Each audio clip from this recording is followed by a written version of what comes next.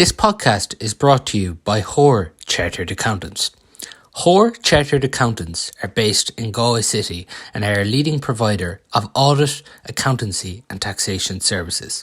For more information, visit hoarecharteredaccountants.ie. Come along to the Maroon and White pod. So it is moving week in the Galway Senior and Intermediate Football Championship, and I'm joined by Barry Downey and the Tuam Herald's Mark Walsh to look ahead to the action.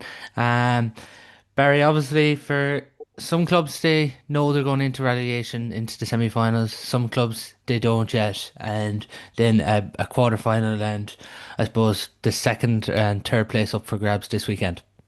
Yeah, no, it's an exciting weekend all over, really, to be fair. And as you say, I think there's only 3 teams that have won both games so far. So it is a very much a moving weekend. And what the beauty of this new system that was introduced last year, this is the fruition of where it really becomes interesting. And I suppose too, for the few teams that probably know they're going to be in the bottom pot, it gives them a chance to, I suppose, set up and get a free shot this weekend in preparation for a relegation battle. So that makes it interesting too. Yeah, it is, I suppose. In a lot of the groups, the thing is, Mark, like Down, they're obviously going to be in relegation. Monavey, they're going to be in relegation. You look at obviously Group 2 at the minute, that's fairly up for grabs in the relegation, and looked like Michaels are going to be in relegation too. Yeah. It's interesting after the 2 rounds that those relegation places are pretty much decided. Yeah. Michaels have been unlucky with a lot of, I suppose, lads who are unavailable for them for one reason or another. That they're missing their 2 midfielders, David Canaan and Conal Gallagher for the last round, and Eamon Brannigan as well. Yeah, it'd be interesting to see how they approach the weekend. They'll obviously want to go into the relegation playoff. All those teams with a win, but after that, it's just about winning one game, and you secure your senior status. So that's what the main focus will be for them in September, I suppose. If we look at the first game in Group 1 on Saturday, it's Montpellier versus Uachtaráid, Pearse Stadium, 2:45. With this one, Mark, obviously the winner gets second place in this group, and it'll get, I suppose, a favourable draw in the preliminary quarter-final then. Yeah, it's about second and third place. Yeah, it'll be a very interesting game. It'll be very tight. Imagine that game could easily be a draw. Like you know, it's very tough to go and back a draw in any of these games, but that game could be a draw. Montpellier, however, they were relying on Barry McHugh for majority of the scores against Salthill, but it was spread around a bit more in their win over Michaels, and they got one finisher in off the bench. He wasn't around last year. He was one of the best club forwards in Galway before he went travelling last year. So be interested to see if he was to start the game against Uachtaráid. And Uachtaráid is their third trip into Pearse Stadium, this championship. And they could win over Michaels in the first round. Matthew Tierney and Keane Monaghan scored a lot of their scores that day against Salthill. 6-point defeat. They started that game quite well, and then Salthill pushed on the second half. But that game itself is very tight to call, Montpellier and Uachtaráid. Yeah, obviously Montpellier, Barry, they were able to get minutes into Finnerty, able to get their first win. Uachtaráid then can obviously take some positives from this Salthill game, probably disappointed with the way it did finish out in the end. Yeah, look, as I said, I suppose they understood, or they kind of knew that this would come down to this game, with all due respect. And I suppose they're getting Montpellier probably at the wrong time for them, that the fact that they have a couple of players returning. I was actually impressed with Montpellier the first day, even though they lost against Salthill. They showed a great bit of resolve, and they kept themselves in the game. And you know, at one stage, kind of halfway through that first half, you were looking, this could be 6 or 7 points by half time, and they went in 1 point up. And I know, obviously, as Mark said, they rely on Barry McHugh, but I think again, they'll have anticipated being in this position from game one, And this is the game, I suppose, that you'd want to win, and I think they will just shade it in come the weekend. You think they'll get past Uachtar at the weekend? I do, yeah, I do. I think they, as I said, they have that little bit of metal, and I think they would have targeted this game from game one. And now, as Mark said too, I think there's a slight advantage for Uachtar, the fact that they've had their games in Pearse Stadium, and this will be Mountbellew's first visit, I think, there this weekend. But no, I think they'll be quietly confident, and as I said, the bit of resolve that they showed, and even the game the last day out wasn't humiliation by any means. And I think, as I said, this is the one game that they want to win. And I think this could be, whether they go further or not, I don't know, but I think that they'll have enough for this one. You mentioned Montbellew there, Barry, by how much? I'm reckoning by 2. By 2. And Mark, who do you see coming out on top here, and by how much? I go Montpellier as well. Yeah, tied by one, or by a point. I'll go Montpellier by a point. Yeah, I think that one will be tight. I'm actually going to go for a draw there. Don't think there'll be much to separate them. And of course, with Uachtar, you have the Tierneys and the Monaghan's in good form there as well. Group 1, Sawtill versus Michaels, Pearse Stadium, Sunday, 5 o'clock. Mark, it'll be interesting to see what sort of a team Sawtill have for this. It's been a fairly interrupted group campaign with some of the injuries they've had. Yeah, it has been. Yeah, the Sweeney finishing came on the last day, in the win over Uachtar. But having said that, like, even with those injuries, they were very good in the second half of both those games. Like, again, I know Montpellier gave it to them for a lot of the first round game. So still patient and worked their scores quite well. In that first round, Flaherty kicked a couple of points. So, like, they have the room, they have the luxury, I suppose, to rotate. A lot of clubs in Galway don't have the squad depth that the likes of Salthill or Mike Cullen or Perfin would have. So if Finian Hanley wants to do that, he can do that. But then you'll also be looking at, well, a 4-week break to a Yeah. quarter final. You know, how many lads do I rest? And if I rest them, is there a risk of us losing a bit of momentum? So that's also plays into it as well. And not to be disrespectful to Michaels, but I suppose their focus, as I said earlier, will probably be on the relegation, like, and getting lads back fit. I don't know if they'll have Canan and Gallagher back this weekend, but that's where their focus will be. So it'll be interesting to see what type of teams I put up by both sides. It is interesting there, Barry, when Mark mentions the 4-week break. Like it's a tough balance for nearly managers to get through. Like, you obviously, I suppose, give some players game time that maybe haven't seen as much game time, but you don't want to, I suppose, stop the momentum either. No, look, it's a change from last year, Paul.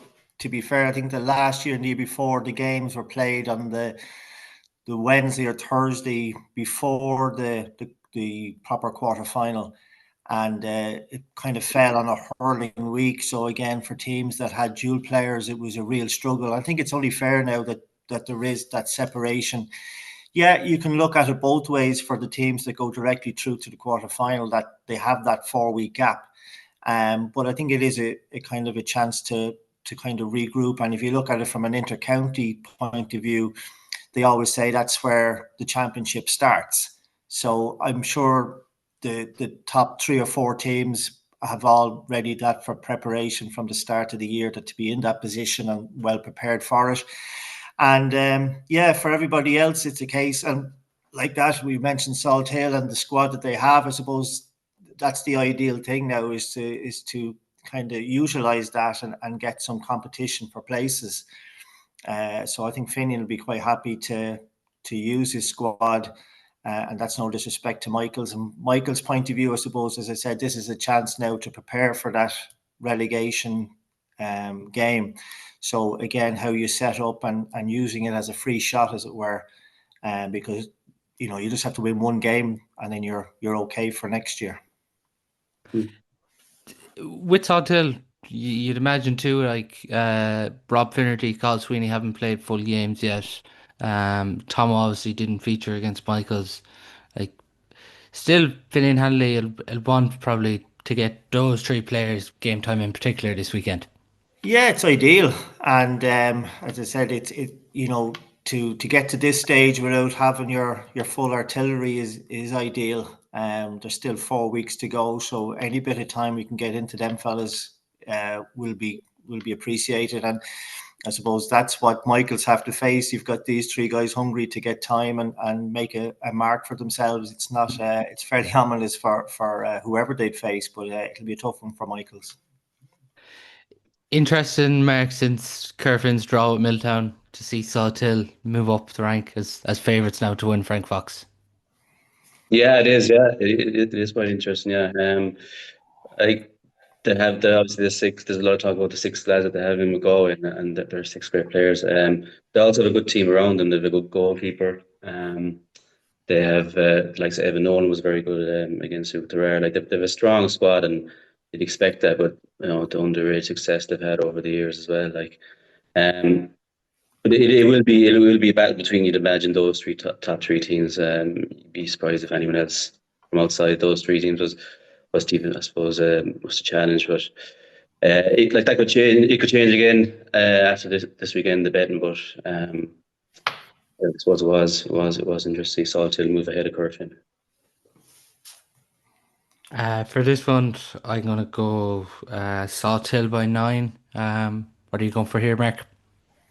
Yeah, I go Saw Till by I suppose by 7. And Barry? Yeah, it'll be Salt Hill for me as well. I think it'll be 6. Uh, On to Group 2 then, in Kenny Park on Saturday at 4:30, Mike Cullen versus James's. Barry, I was referencing a point last week on the show that I think James's will fancy a rattle off Mike Cullen. Even when you were in charge there a few years ago, you did run Mike Cullen very close. Yeah, and I would agree. I would fancy James's for this one. And it's not heart ruling head or anything, but this will be the third year in a row they've met, and the last year was the final group game as well. And with time up, the teams were level, or there was a point in it. So yeah, I looking at again how James's have improved since as well, and the additions they've made. I know they've lost one or two fellas, but the last day out, and they're scoring really well. And it's great to see Paul scoring, and not just the 2 pointers as well. He's really contributing and being a leader this year again. And that's not, again, writing off my Cullen by any means, because as it stands, you have the four teams that got the main spots are looking like the four teams that'll go straight through. But no, I'll probably edge James as this one by 2 or 3. Jack O'Neill back now is a big addition. Absolutely, yeah, and he's in great form too, which is great. Again, like we mentioned about the Salt Hill guys coming back at the right time, and I think it'll be really important. As I said, if they can get the win, if they don't, it's not the end of the world either. I think there'll be a handful for whoever they'd get in a preliminary quarter final. But I think just from a psychological point of view, as I said, it'll be the third year in a row they've met at this stage. So I think it'll be nice to get over the line this weekend. Brian Kane's fairly hit the ground running, obviously coming from Naas, 1-3 the last day, looks really impressive. Yeah, as I said, I know they've lost a couple of lads, but the lads that have come in, and Dale Masterson as well, and a couple of lads that were missing maybe last year through injury, that are also standing up, which is really healthy and really good. And those type of additions, Paul, make a huge difference to a team. They freshen it up a little bit. They bring their own ideas, and obviously coming from a club like Naas, who've featured very well in Leinster Club Championship, I'm sure having that kind of experience around the place is really good, and it kind of, as I said, it freshens up and keeps lads on their toes as well. Yeah, they'll obviously be hoping that they can have Dale Masterson and Johnny Duan back. They obviously did warm ups before the Barney game, but didn't play. So Darrell Leonard and Owen Cannon be hopeful there. In saying that, Mark, Darrell Leonard and Owen Cannon are going to have to come up with a plan for Desi Keneally this weekend. Yeah, yeah. Like with that space inside that he has now with the three up top, it really suits a quick, clever footballer like Desi. It's not that he wasn't getting scores beforehand, but he only got 1-9 the last day. And with the way Mike Cullen run the ball, he is going to get a lot of opportunity as well. And it's not just Desi that St James obviously have to watch out for. Like Niall Walsh is a target man. You can leave the ball in short or high to him, and he's a handful to deal with. I think Mike Cullen got Neil Mulcahy back off the bench as well Yeah. in the last round. So he was in America too. He was one of the group of lads who was in America. So as Barry said, if Jack O'Neill was to be back as well for James, we'd have a lot of the lads who were in America over the summer, which adds who are back for the third round now, which adds a dimension really, I suppose, to the action we'll have too. Yeah, Mike Cullen have obviously added a bit of youth into the team this year. Fiacre McDonough and Charlie Cox impressing in attack. Will be interesting to see, Mike. Maybe is this the weekend we see Peter Cook. Yeah, I don't know if he'll be back now. Yeah, it would be obviously would be. They got David Wynn back for the Yeah. last match as well. But as I said, like Michael and one of those teams who can absorb lads being away and they still produce. They're still able to win games. Like, but this game at the weekend there will not be much. There will not be much at all. Like James would have been massively gutted that they didn't win the first round game against Killannon. They're 9 points up early in the second half, playing great football and just they got caught down the final stretch and they recover well against Barna. And they do play good football. They're some really good footballers. Downey, as I said, obviously Paul Conroy. I need to talk much more about Paul Conroy, but um, there would not be much in that game at the weekend. Kind of almost a local derby, I suppose you could say. It probably is a local derby. Some of the lads might know each other from going to school in Galway and being around Galway, so that adds an element to it as well. Yeah, obviously, Mike Collins sit here on 4 points. James is on two. If James is wants top the script, they need to win by 5 points or more this weekend. If they win by two or three, Mike Cullen will still get top spot just with their superior goal difference there. So will be interesting to see does it come down to scoring difference there. Mark, who are you going for here? I go my Cullen. I go my Cullen close game. By how much? Uh, I go my Cullen by 3. Mike Cullen by three, yeah. Yeah, I think Mike Cullen will pip this one by four here. You mentioned James is there, Barry. By how much? Yeah, I'm going to go with James on this one. I think they'll come up short and top in the group, but I think it'll put them in a really good place going into a preliminary quarter final. I reckon they'll just shade it by 2. Two. The other game in Group Two then on at the same time, Killannon and Berna. Obviously Berna look like the favourites to enter relegation there at the minute, just with no points, and obviously Killannon with two. Um, I still think for Killannon, Gay O'Brien will be happy enough with where they were. Like even considering before the Ronan Caldwell red card the last day, Barry, it would have been interesting to see Killannon and Mike Cullen down the stretch with 15 men each. There it was just a pity.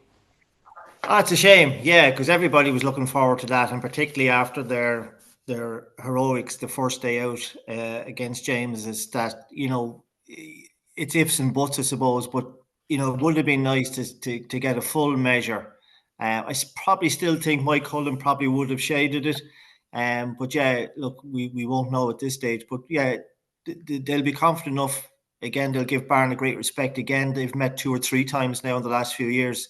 So they know each other fairly well at this stage. I know Barn have a couple of lads back this weekend. So again, they'll have one more shot at getting out of that relegation if they can, and they won't fear Killannon.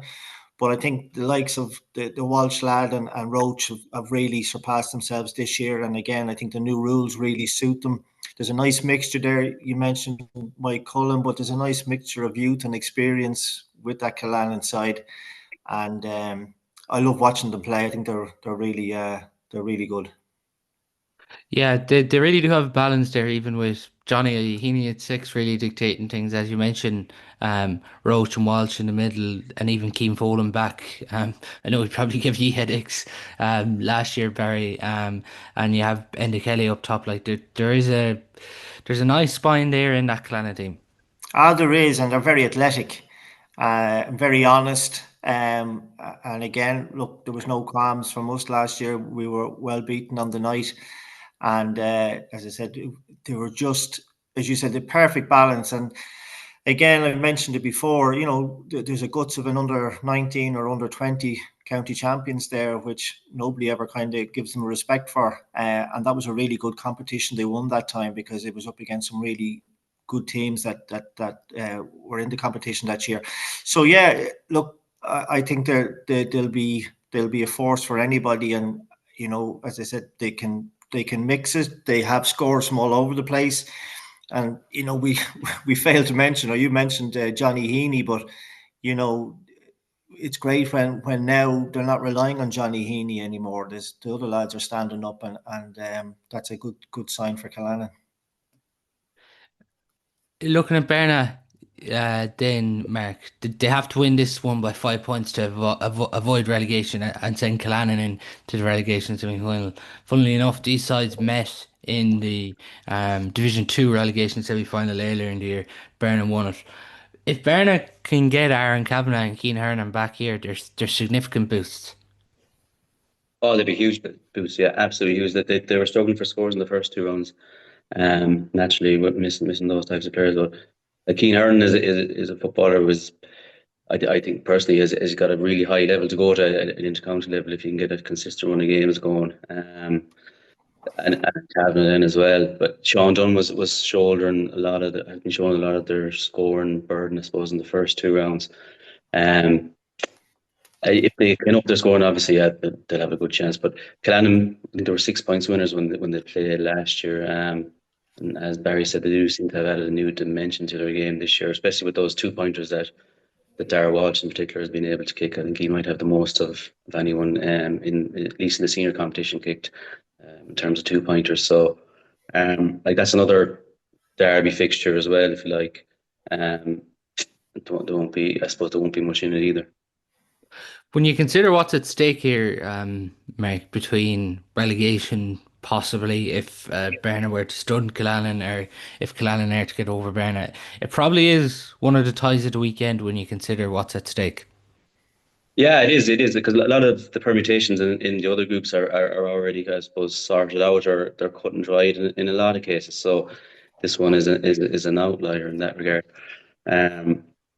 Certainly is like the mindset thing also comes into too. Like Killannon came back brilliantly to beat James in the first round and lost the last hit to Cullen, obviously. But then if they were to go to lose to Barna, you're going and into the relegation, you're going into relegation running back at 2 defeats. Whereas Barna, if they were to get a win over Killannon, going to they'll be into the knockout phase, so it's all about momentum, really. And a lot of these in this format in particular, especially when you only have 3 group games, and then you're either into your relegation or knockout phase, or you're waiting for a quarter final.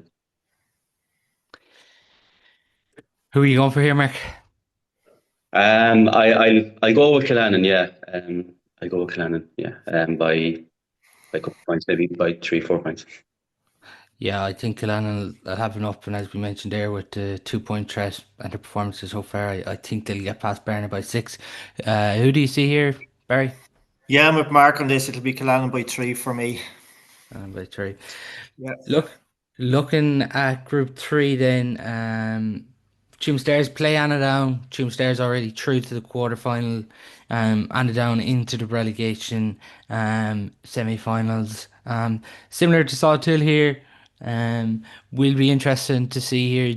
Does Dave Donlan sort of mix and match in this one, Barry? Yeah, I think they put themselves in a really good position. As I said, they're one of the 3 teams that have won both matches, so it's a nice position to be in.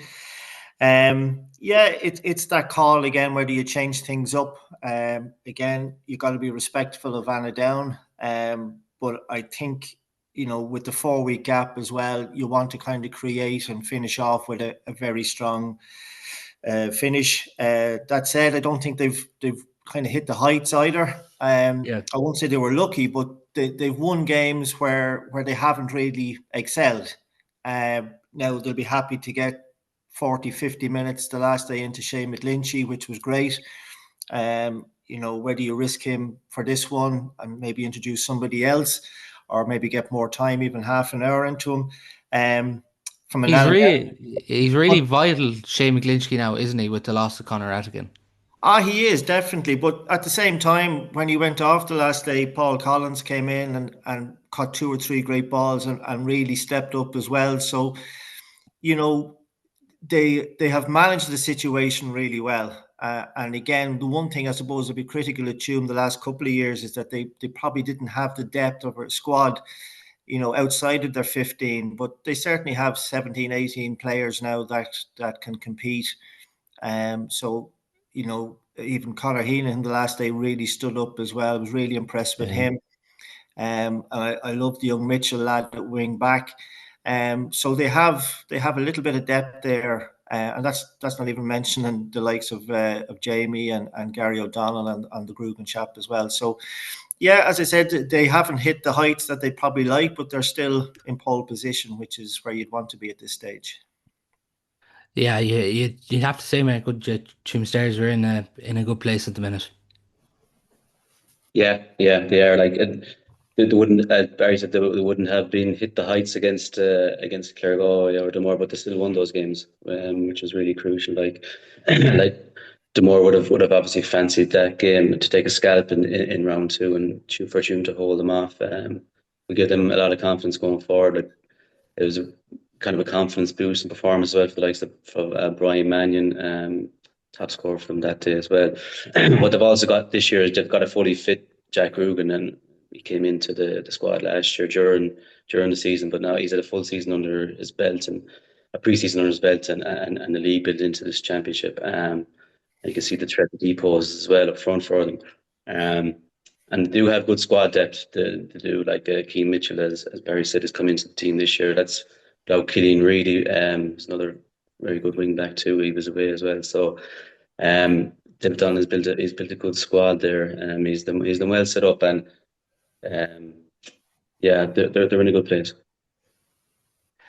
For Down, obviously disappointing in so far, but I think it is vital for Norman O'Brien and his side, Mark, that they avoid a trimming this weekend because it's not what you want going into a relegation semi-final. No, it's not. No, and they lost the first 2 games by a margin in both instances. But they're hamstrung really. They're missing so many players. Obviously, Damien Comer hasn't played the first 2 games.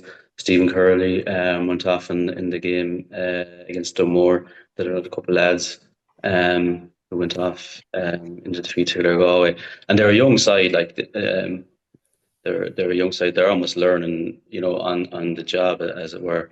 Barring the likes of Frankie Burke, who's still going strong in their full forward line. Jim McCallum's been very good for them. He's double teaming, playing with the hurlers as well alongside his brother Dai. So they do have some very promising young players. It's difficult.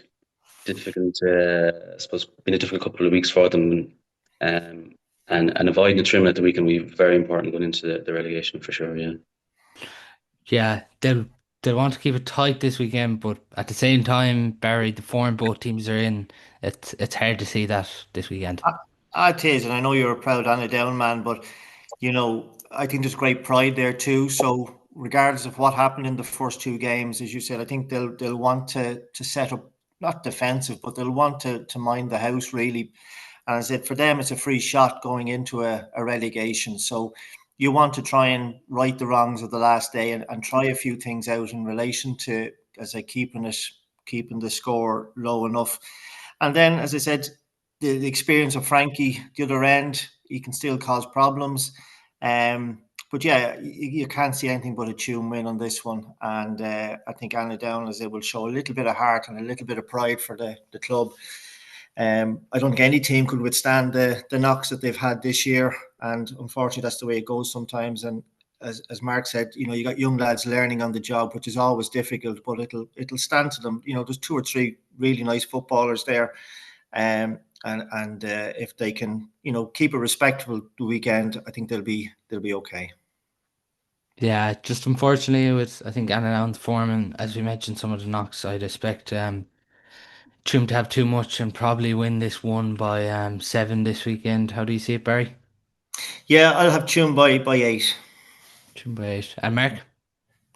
I'll go 2 by 6. By 6. Looking then at the other game on Sunday at 5 o'clock in Group 3, Clare Galway, Dunmore McHale's. Dunmore McHale's marginally ahead on scoring difference in second place at the minute. Clare Galway in third place. This is a difficult one to call, you'd have to say, Mark. Yeah, it is. It is. The both teams, I'd say that they're well suited to the way the game is played now. They have a lot of pace, move the ball well. They can score as well when they get a run going. We saw the more scoring power against Down, how they were able to work the kickouts, especially they were flicking the ball on into the half forward line and bypassing the midfield sector that way and creating a lot of space for themselves. Clare Galway then they're playing Conor Flaherty out the field, which is obviously an interesting ploy. He's a very capable outfield player. They're missing Nathan Granger in the first 2 rounds. I don't know if he'll be back for this round, but he comes in. He's a big addition. I'm fairly sure. I'm fairly sure Granger isn't with them this year. I'm fairly sure he's away in Boston. From what I heard. Now could be proven could be proven wrong there, but I think he's away as far as I'm aware. Oh yeah, Graham. But yeah, and he's a loss, and Barry Goldrick as well, and Mark Rowan. But they have good young forwards, Ian Amon and Jack Mullen. Um, they'll be looking to lead the line, especially this year. I think Jack Mullen got 1-6 the last game, so Danny Cummins is still there. They've a couple of pacey defenders as well, Luke O'Connor, Dara Whelan, Jack Lynn, obviously mans the defence at centre back. So that's an intriguing game. Yeah, it'd be one of the better games of the weekend, you'd imagine. Yeah, interestingly, Barry, Dunmore's defeat to Tuam was the first defeat in 2025.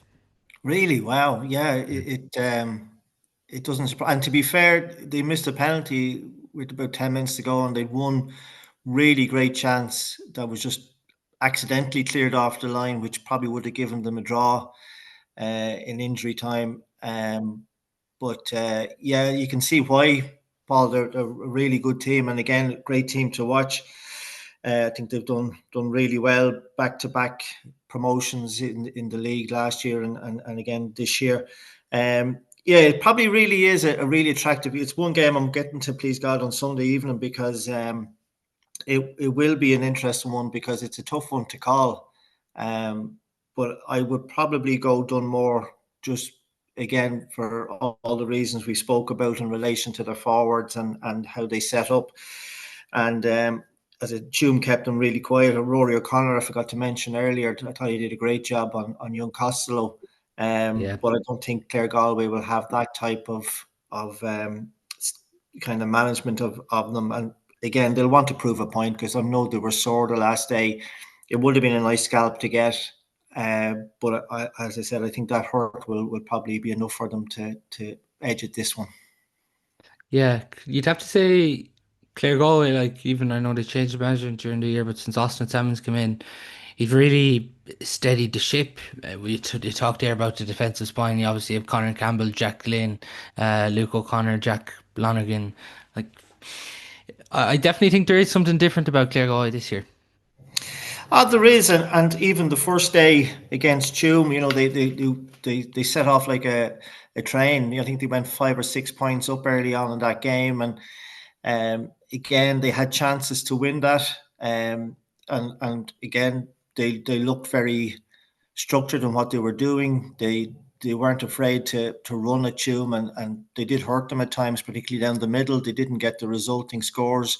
But they have, again, with the lads you mentioned, and particularly Jack Lonergan has really stood up for me coming from minor. I think he's one now that will cause problems. But yeah, I still think Dunmore will have enough. Again, they just seem to be a little bit further down the road. Even though again they have new management themselves this year, but I think it's more than kind of a carbon copy of what they've been playing the last couple of years. Yeah, as Barry mentions there, Colin Costello obviously got tied down the last day, but you'd be expecting a big performance from this weekend, Mark. I know they've had kind of one or two injuries. Don't think Colin Lyons is featured yet for them in defence. He's obviously a big loss too. Would have been their kind of go-to man marker over the last few years. Yeah, he would have been. Yeah. He would have been a mainstay in the full back line since they've come up from intermediate a couple of years ago. Um, they're very dangerous up front. Yeah, as I said, and Colin Costello's tied up the last day, but himself and Porrick inside, and McGrath coming in from deep. Tom Gleeson as well, and another player too. Jack Jordan, lad with a lot of pace. They have a lot of pace in their team, as I mentioned. I think they'll be frustrated that they didn't take Tuam the last day. That's what they're looking for to go to the next level is to win, to be one of the big sides in the championship. That's what when you're looking at them more, you think they can they take that step to the next level. You think they can. They would have been looking to get that win over Tuam. They didn't, but I think they'll be clear at the weekend. But how much there? I go by 3. And Barry, you obviously said Dunmore by how much? Yeah, I'll go Dunmore too, but I think it'll be tight enough. I think they'll go 2. Yeah, I think Claregalway are going to cause an upset this weekend, and I'm going to go for Claregalway by 1 point there, just a minimum, just to scrape it. Looking at Group 4 then, both games throw in at 3:15 on Sunday. Carfin, Leshamore, Pearse Stadium, 3:15. It is a pity in one sense, Barry. Like, great for Milltown to get the draw against Carfin, but like you look at the score difference, Carfin plus 23, Milltown plus 3. It's a pity Milltown couldn't get something out of that game, just even for, I suppose, for us as supporters, as the permutations for this weekend. Ah, it's a shame, yeah. And look, I was in Tuam after the game on the last day, and it was like a defeat almost. To be 3 points up and injury time and are coming close to it, and to get the ball turned over, and obviously you're. The saying was, "Oh, Corofin are beatable," but yet they haven't been beaten. um, so yeah, it's a shame, but they will take a lot from it as well, and they probably would have deserved to win, but yeah, they will take a lot from it. Has that result opened up the championship? I asked the same question now last week. Yeah, I don't think so. We've seen this before in various games. I know Tuam came very close the year before last, or was it last year? I think it was a draw game as well, and a game they should have won, and people again were questioning, and it was the same old story after that. And it's like prodding a beehive. I think Letchermore now will get the backlash of that at this weekend, but no, I don't think the outcome will be any different. But it probably did show a few chinks. But again, Gary Delaney and his crew will only be too delighted for that to be tested at this stage of the year. Mm-hmm. And if they'd beaten Milltown as they were looking at halftime to be 6 or 7 points up, people would already have them paid out in the bookies to win it. So it's a nice, I suppose, kick in the bum to get at this stage, and again bring things back to a little bit of perspective.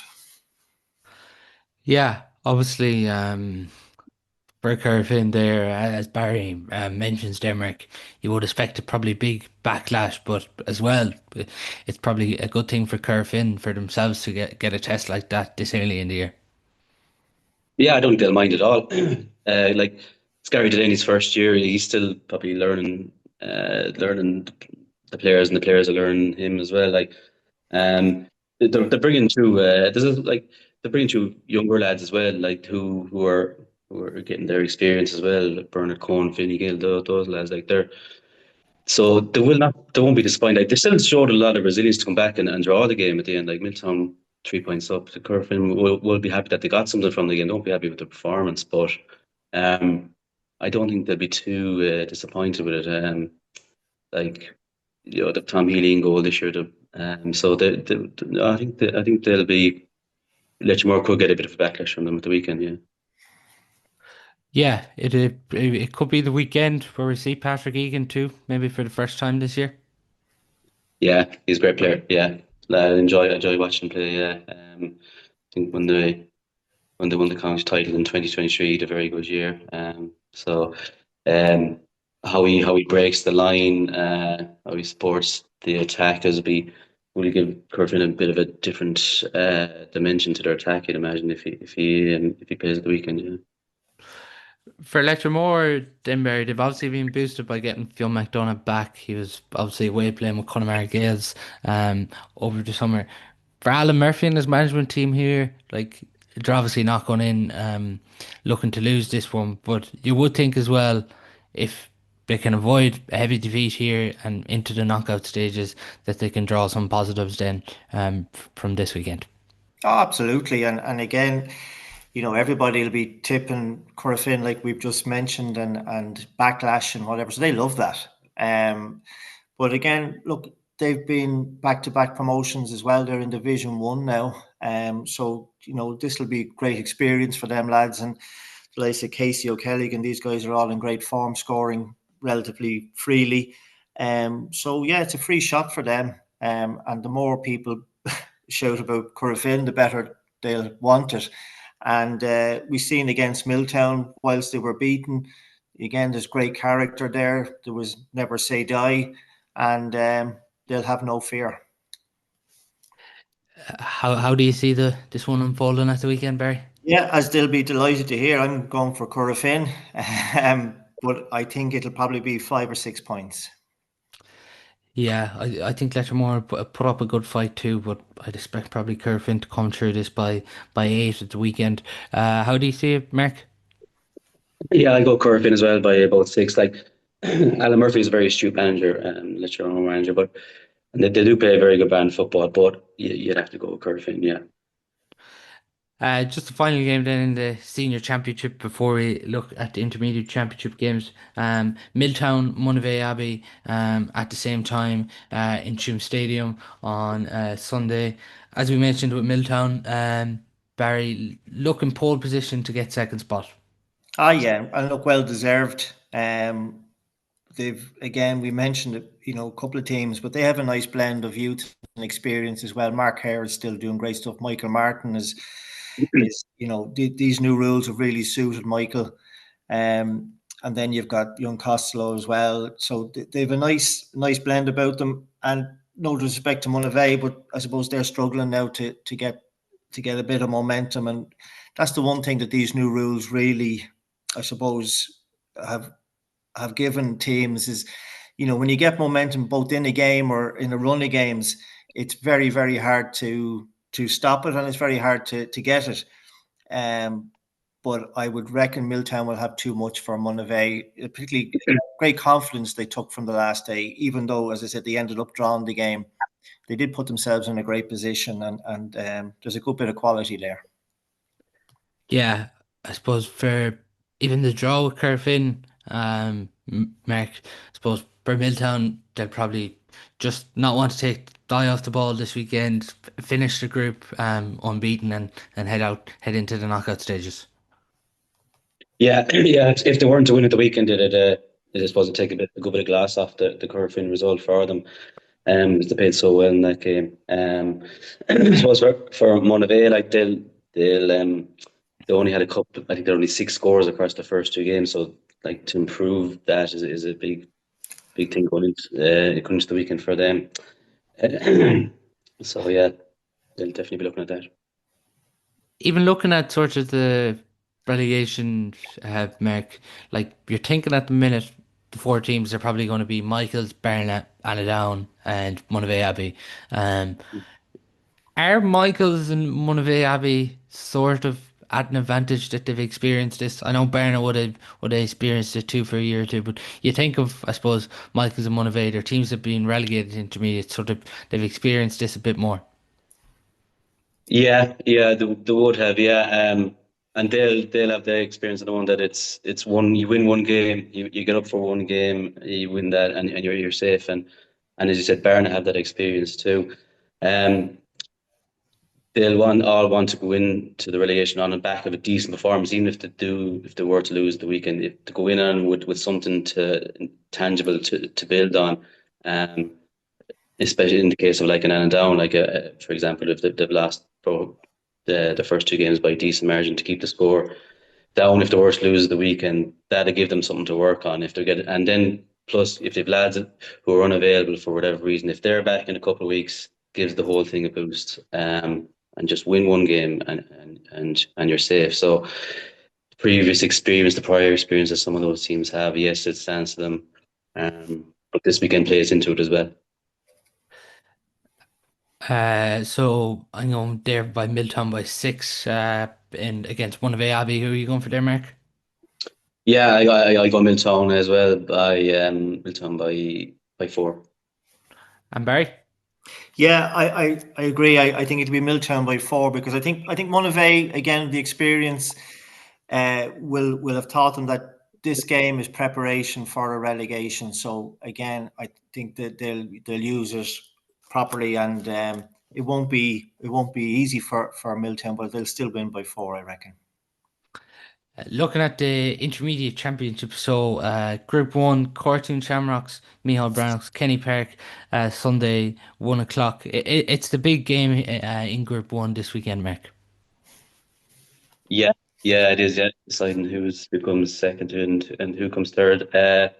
Brannocks won the game last year when they played in the last round of the group phase. Um, it should be good, a good game of football to watch. I'd imagine, like they both try and play a decent brand. Cartoon go into it on the back of I suppose the late scores that Brennan's got to beat them in Duggan Park. Cartoon were ahead, got out to a good scoring margin, 18 points. I suppose those goals, 3 goals they conceded in the first half, caught them in the end. But they won't be. I don't think they'll be too disappointed with that loss either, because I see Carton improving with every game. Adrian Varley's come on in both games. He may start making. Not sure yet. Joe Donnan is back full time in the country this year. He's a great man for a goal. He's got goals in both games, and they're bringing through a blend of young players as well. You've Luke Dempsey, Matthew Savage, he's established for a couple of years. Um, you've Gilmore on goal, good keeper, able to keep the ball off the ground over the bar for 2 pointers. Brannocks then, you had O'Curry back against Ormore. That was a big win for them, very big win. Like they had targeted one win, at least one win, obviously, in the group. But that game, particularly after losing the first round to Brennan's by 10, they had a target that or Morgan saying, right, if we can get this right here, we win one game, we're in the knockouts. And that's the good thing about the group stages. In a way, you target one game, you win that, you're almost, bar permutation, but you have a very good chance of making the knockout phase. So Brannocks to go into it with confidence. They know that they can beat Carton, beat them last year, but I think Carton are going to improve game on game. That is a good game to look forward to. Yeah, as Mark mentions there, Brannocks, they've really been boosted by the return of Killian O'Curran, but particularly that result against Mary, Barry, it was season defining really. If it didn't go their way, they were going to be into the relegation dogfight, and particularly the way the groups went for Brannocks over the last few years, it was a big result. Oh, it was, and a deserved result. Again, Ormore have been disappointing this year, but you can't Yeah. take that away from Brannocks. And yeah, it'll be a really great game to get to see. I think it's in Kenny Park on Sunday. But yeah, it'll be an interesting game. Cartoon probably edge it for me, and again, they'll be disappointed the last day losing by a point. But again, scored in 18 scores, to 13 is the way I'd look at it. And if you're losing a game but the performance is good, I'll take that, particularly coming into a big one like this. And yeah, the 3 goals the last day really did hurt them, to be fair, and they seemed to fix that after half time, but the damage was done. You mentioned Corton there, but how much, Barry? It'll be tight, I reckon, Corton by 1. And Mark? Yeah, I got Carton by 3. I'm gonna go for a draw here. I don't think there'll be much to separate Brennocks and Cortoon Shamrocks. Looking at the other game then, St. Brendan's Ormore Mary Sunday 1:30 in Duggan Park. Not much really at stake here when you consider Brendan's have top spot wrapped up, Ormore Mary heading for the relegation Barry. Yeah, which is a huge surprise. Now I haven't seen them playing, but they would have been one of the ones I would have tipped to be certainly in the top two or three at the latter stage of the championship. So, um, and again, that's no disrespect to the teams they've been playing, but again, the manner of the defeats is the part that, or the scoreline certainly is the part that will worry me most. Really impressed with Brendan's. Really impressed, and it's a club that's been really working hard the last couple of years, and particularly underage. Seeing involved with the academies, I'm seeing loads and loads of young lads coming through under 14 from Brendan's, really high standard.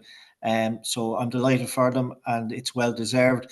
And what's really good as well is their spread of scorers this year. They're not Mm. relying on one or two fellas. So I'm again really impressed by them. But yeah, you can't see anything else but a Brendan's win. But I would like Oranmore to show a little bit of spirit and put some sort of a performance together, because they could struggle if they don't manage to get that momentum that we've been speaking about. Yeah, how much do you see Brendan's winning this one by Barry? Yeah, I'm going Brendan's by 4. How do you see this one, Mark? Yeah, I'd go similar. Yeah, Brennan's by 4. They've some really good attackers. Yeah, yeah. Yeah, Rory Cunningham's been really impressive. With 3-6 so far in the Intermediate Football Championship. As we mentioned, Ormore Mary, very surprising that they've ended up in the relegation semi-final there, but I'd expect Brendan's to come through this one, keep their 100% record and win this one by 5 at the weekend. Looking at Group 2 then, it's the only group in the Intermediate Championship where top spot isn't confirmed yet. Cowstrand versus Illinois in Kenny Park on Saturday at 2:45. Um, you would have to think, looking at this group at the minute, that Illinois are strong favourites to wrap up top spot, Mark. They are. Yeah. I suppose the Stephen Joyce effect. He's come back in and really giving them a good boost. Like they would have been disappointed if they didn't win the first round game against Scorpion. A couple of late scores caught them, but they tied off Flaherty back. This year he scored heavily in their win over Gabriel's. That was a huge score they put up against Gabriel's. And they obviously, I didn't see the game, but they obviously played some very good football. Colin O'Brien on, Sean McCurran, Patrick O'Donnell coming from the half back line or from deep is a very dangerous player, a very good intermediate player. Um, they'll go into that game with a good bit of confidence. Yeah, it's a tough one to call. But I've got a real boost this year with the new management. He knows the players very well, obviously. Yeah, it is the thing, and even looking at the scoring difference, they're on plus 23. But then if Kerfin were to beat Gabriel's, which you would expect, and Carstrand were to overturn Illinois and have 4 points, and it'd come to a playoff then between the games that being played between those three sides. But I think at the minute, given Carstrand's defeat to Kerfin's second team in that second round, Illinois are strong favourites for me anyways this weekend, Barry. Yeah, I do expect, like, I know Carlos Strand will be very sore from the last day, and again, you'd expect to see a little bit of a reaction to that. Look, in fairness, the Islanders were fantastic. 420 the last day. As Mark said, Tyler Flaherty had 2-6 so far this year in the championship.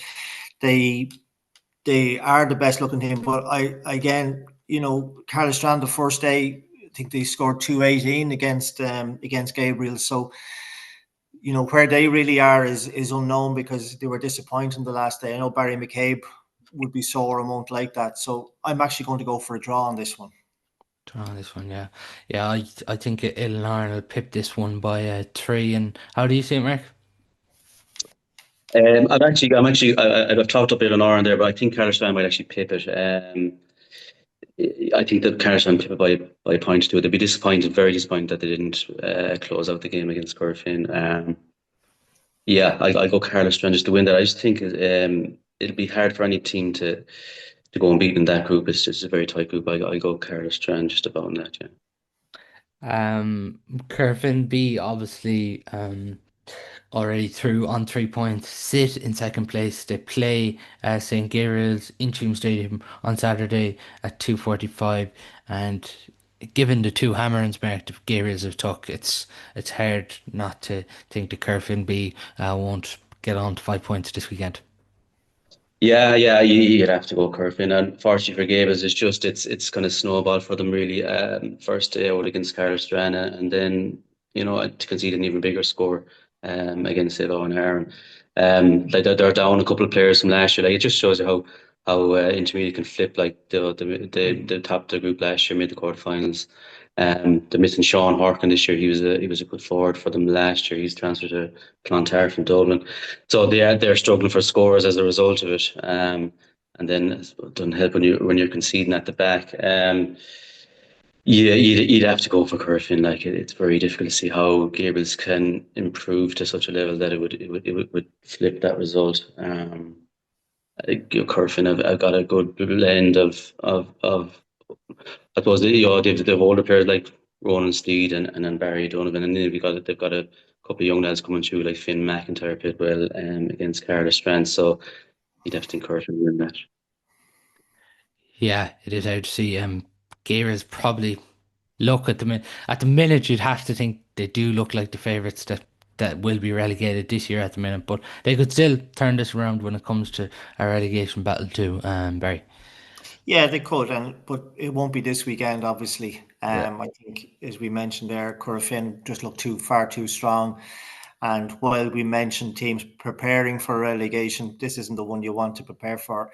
I always find Corofin second team. The competition for places there. You just don't want to be relying on getting a result in this one. So it'll be Corofin for me as well. By how much there? For me, it'll be 8. Right. Yeah, I'm gonna go by Curfin by 7 and Mark. I got Corofin by 9.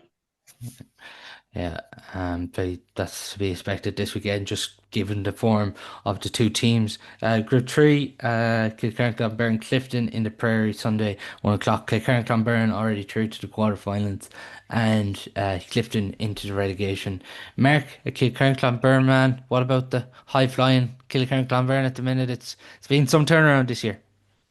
Yeah, it's great. Yeah, the last 2 seasons in the relegation, then to flip it this year has been great. And as I said, it just shows you how intermediate, how competitive it is, and how good of a championship it is.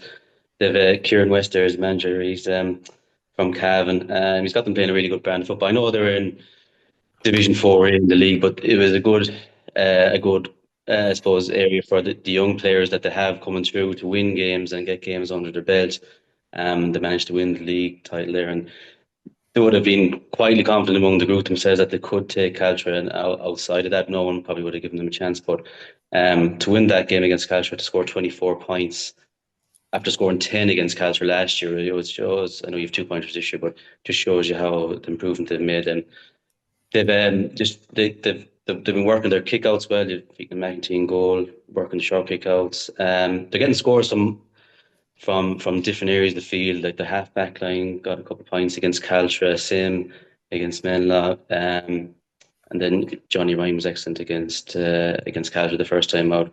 Brian Miskell then stepped up with 2 goals in against Menla to kind of push the score out a bit. So, but to be qualified and to be in a quarter final after 2 rounds is it's a great turnaround. Yeah. Been a big boost too to get Conor Rabbit back. Obviously, he was sidelined with injury, and Liam Boyle's obviously out for injury, but to get him back in among the ranks in the last few weeks. Yeah, he came on against Menla at half time, and I thought he had a really something with his kick passing from long range. He was playing the half forward line. They were able to bypass Menla half back line a couple of times with passes from Connor from deep. Liam Boyle, yeah, he's a huge loss, But They have a lot of they have a good on pace around that area, even without Liam Boyle, Sean Fahey, Dave Madden, Adrian Ward, Dara Healy, the likes of those lads. Yeah, they're in good fettle going into the weekend. Yeah, they definitely are. Yeah, definitely one of the foreign teams at the minute, Barry. Yeah, without a doubt. And that game against Caltra, I think it was the manner that they won the game. Never mind obviously the score, but they had the game won, and then they were, coming to the closing stages, and they still had the resolve to dig and etch out the win, which again we keep referring to the word momentum. That's what the league success has done for them. Confidence is high.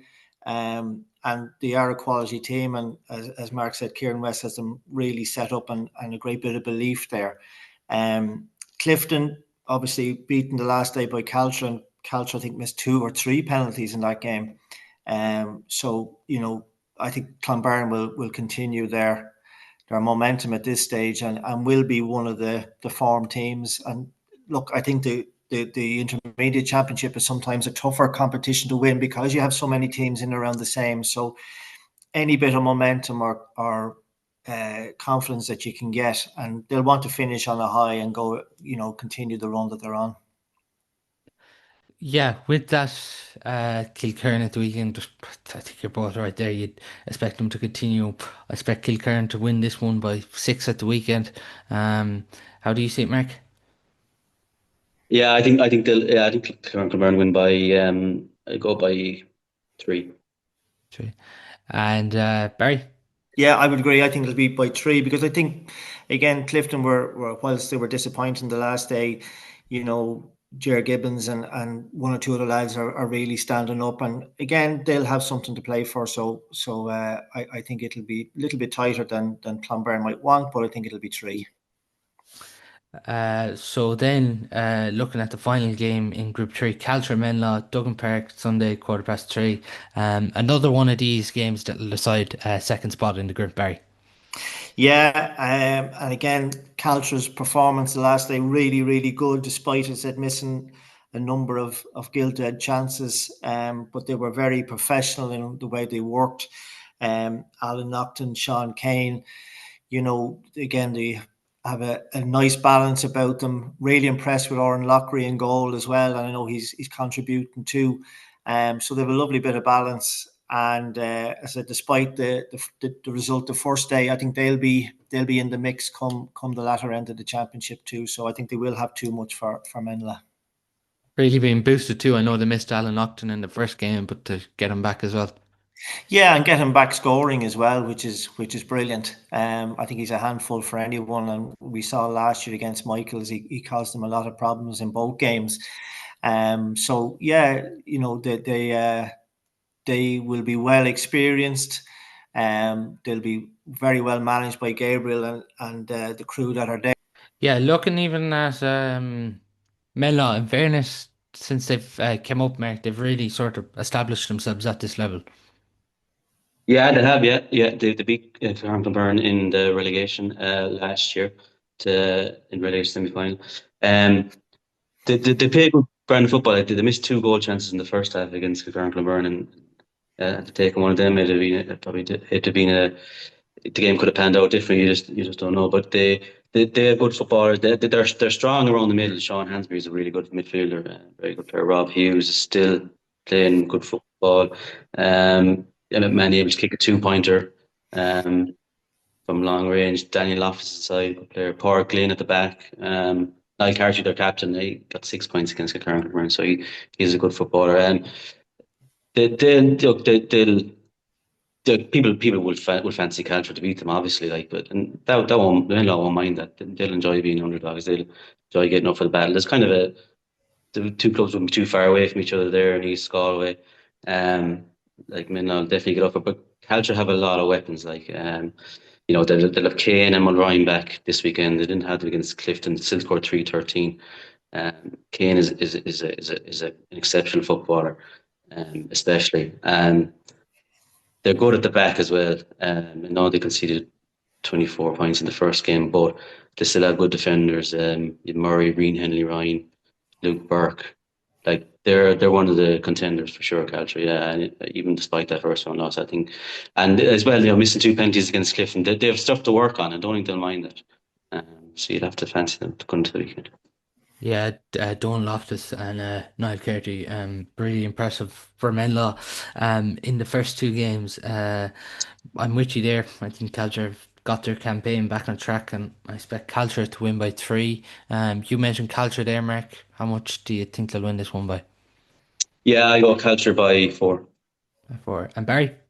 Yeah, the culture for me as well, and the fact that they scored 3 goals in both games so far, I think they'll have too much, and it'll be culture by 3 for me.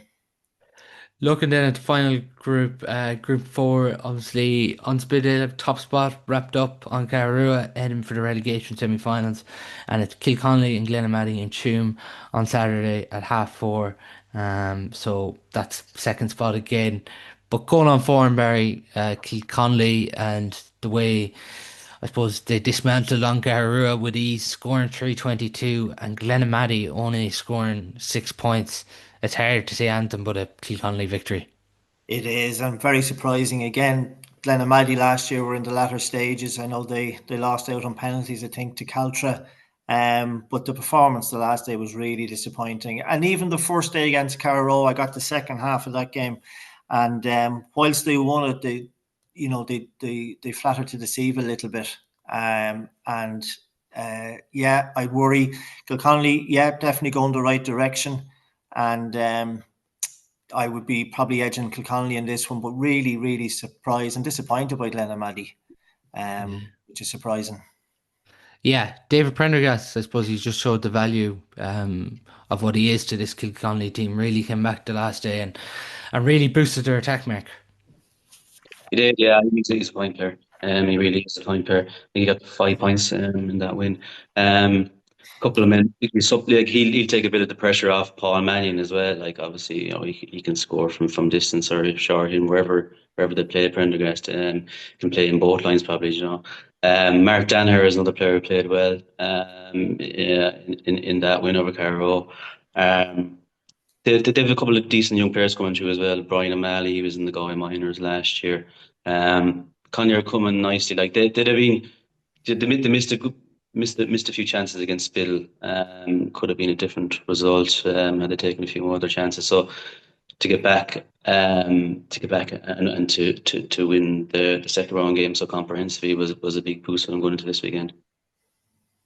On Glenamaddy Denmark, like obviously disappointing 6 points. I think 4 points only came from play in that defeat to split like a lot for them to work on.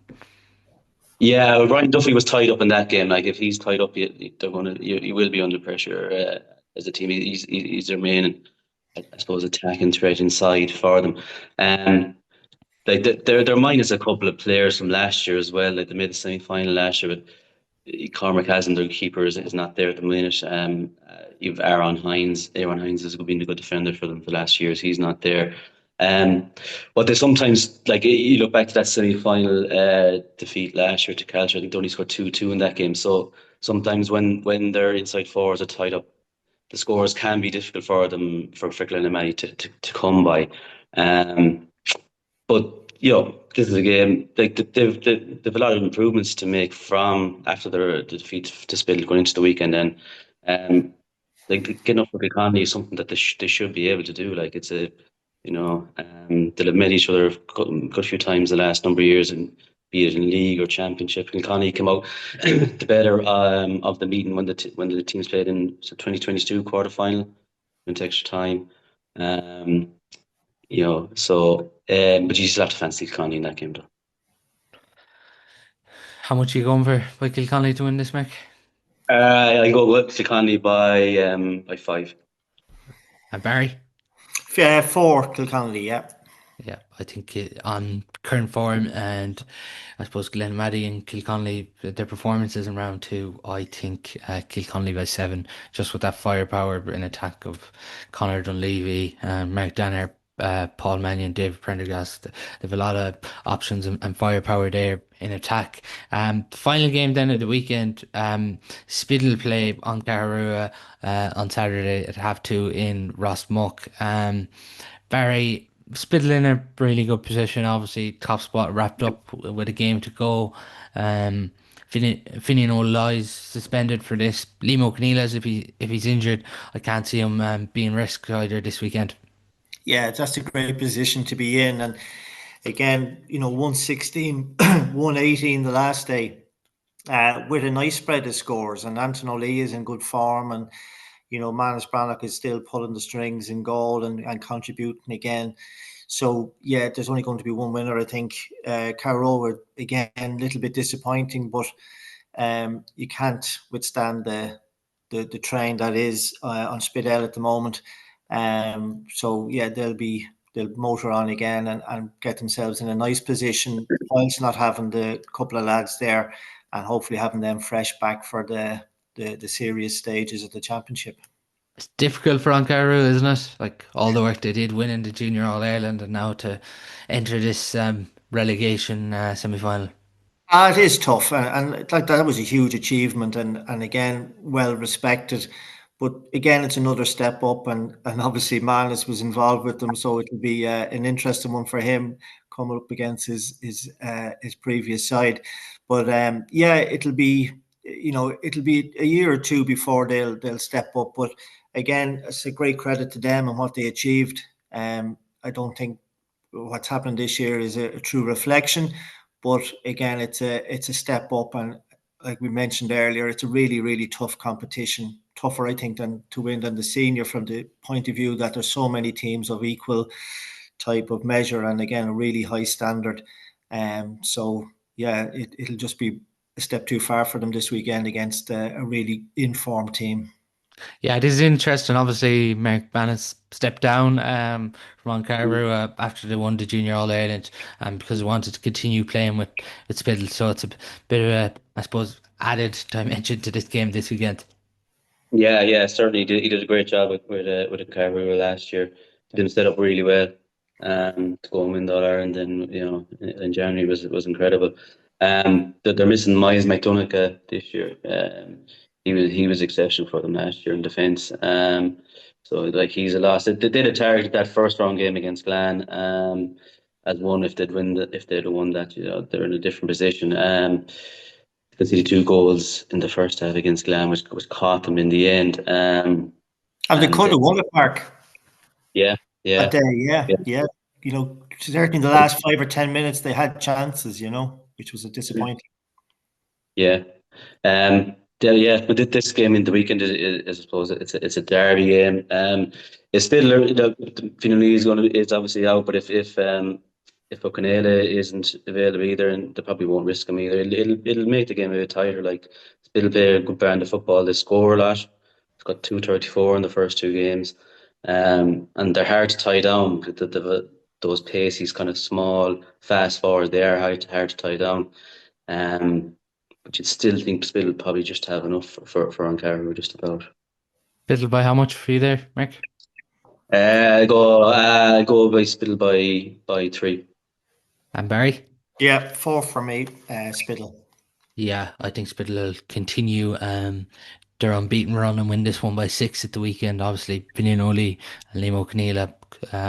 O'Lee definitely won't be playing, and if O'Keneal isn't playing, it'll be a loss, but still expect them to come through that. That's all we do have time for on today's show. 16 games across the senior and intermediate championship, as well as action as well this weekend in the junior Westboard and Northboard championships. But Barry and Mark, thanks a million for your time. Cheers, Paul. Thanks.